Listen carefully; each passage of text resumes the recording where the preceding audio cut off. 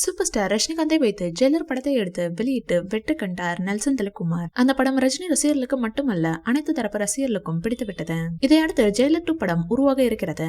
Jailer படத்தில் மலையாள super star Mohanlal, Kannada நடிகரான Shivarajkumar, Telugu நடிகர் சுனில், பாலிவுட் நடிகரான ஜாக்கி ஷெராப் ஆகியோர் சிறு கதாபாத்திரங்களில் நடித்திருந்தார்கள்.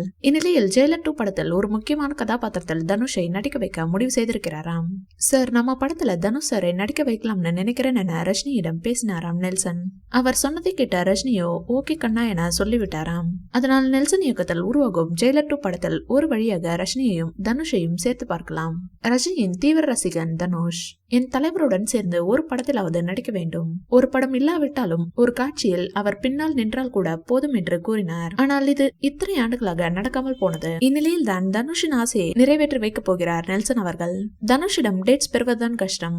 அவர் கை நிறைய அல்ல பை நிறைய படங்கள் வைத்து நடித்துக் கொண்டிருக்கிறார். இருந்தாலும் தலைவருக்காக நிச்சயம் அட்ஜஸ்ட் செய்து டேட்ஸ் கொடுப்பார் என்பதில் சந்தேகமில்லை. இந்த வீடியோ பிடிச்சிருந்தா லைக் பண்ணுங்க, ஷேர் பண்ணுங்க, எங்க சேனலை சப்ஸ்கிரைப் பண்ணுங்க.